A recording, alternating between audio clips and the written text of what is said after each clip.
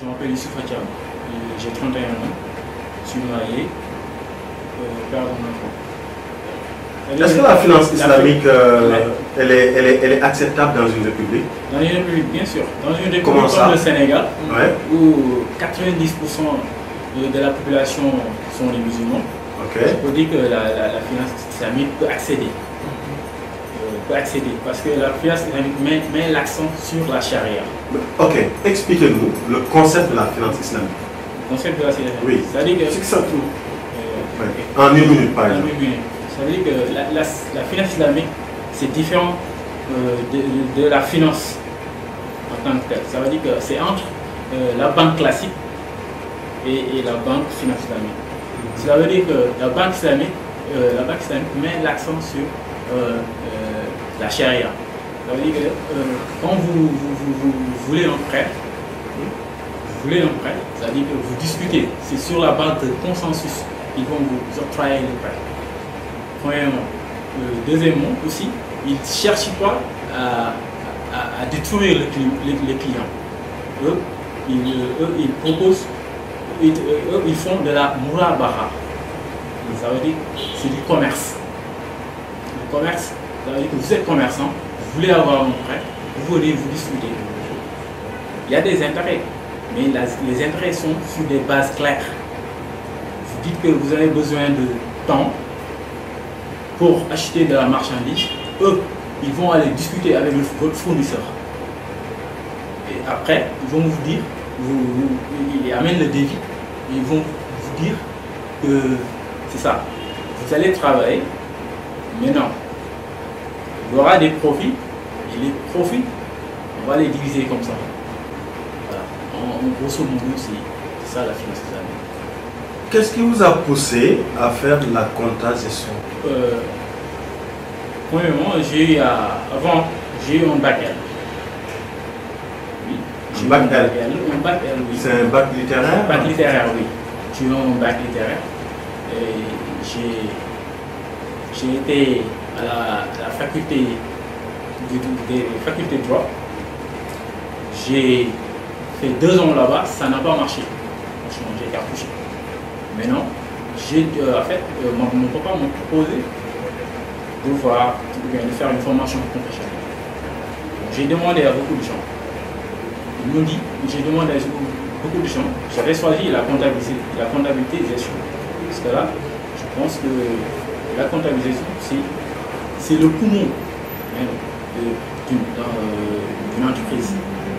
Si ça marche, l'entreprise marche. Si ça ne marche pas, l'entreprise tombe. Mais je me dis que c'est la partie la plus stricte et rigoureuse. Donc, il fallait non seulement être prêt, et aussi participer aussi pour le développement de l'entreprise. C'est pour cela que j'ai demandé à quelques gens que j'ai connus, qui ont fait la comptabilité, ils m'ont dit que c'était un métier très risqué. Et ensuite, mon papa aussi, il était comptable. C'est vrai qu'il a pris sa retraite. Mais aussi, on a eu à échanger. Il m'a parlé de tas de choses dans la comptabilité. C'est en ce moment aussi que je me suis dit que pourquoi pas. J'ai mon papa est là. Il va m'aider, me donner des conseils. Et puis, je l'applique et ça va marcher.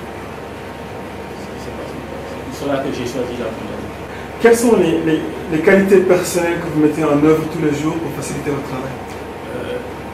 Premièrement, je suis très ouvert. Vous aimez votre travail? Oui. Après mes études en finance comptabilité, j'ai intégré la pharmacie nationale d'approvisionnement. Ok. Au poste de comptable et d'agent administratif en qualité de stagiaire. Là-bas, ma mission consistait à enregistrer les opérations comptables, donc le logiciel SARI, à faire les mises à jour de la comptabilité et aussi à faire le classement des pièces administratives et comptables. Je l'ai fait pendant 7 mois. C'est après que j'ai rejoint Camille SURL. C'est une société dépositaire de boissons. Là-bas, ma mission consistait aussi, j'avais une mission beaucoup plus énorme. Ma mission consistait aussi à gérer toute la comptabilité, facturation, enregistrement des pièces comptables, toujours sous le logiciel SARI, enregistrement des pièces comptables, classement, et aussi le suivi des fournisseurs et clients. C'était à moi d'aller faire le recouvrement et aussi de régler les fournisseurs. La tâche était un peu difficile, mais quand même, je m'en suis sorti. Là-bas, j'ai eu à développer mes compétences en comptabilité et fiscalité.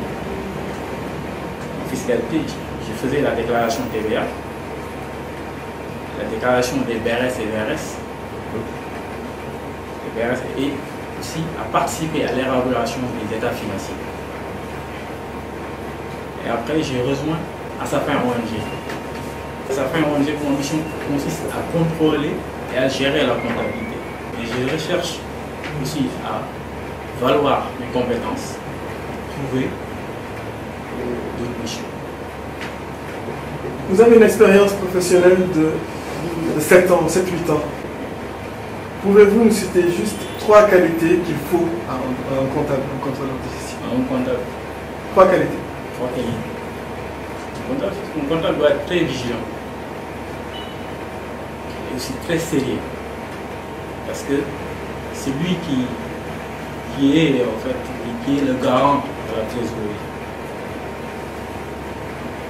Pour cela, il faudra être très sérieux et être aussi très serein pour pouvoir produire des résultats fiables. Un comptable doit travailler en équipe, parce que on ne peut pas dire qu'il n'y a qu'un seul comptable dans une structure. Il y a le comptable, il y a un chef comptable, un assistant comptable et un aide comptable. Donc il doit collaborer, pouvoir fournir les éléments à temps. Je suis quelqu'un de créatif qui aime travailler en équipe. J'aimerais aussi que cette qualité soit exploitée pour mener à bien les missions.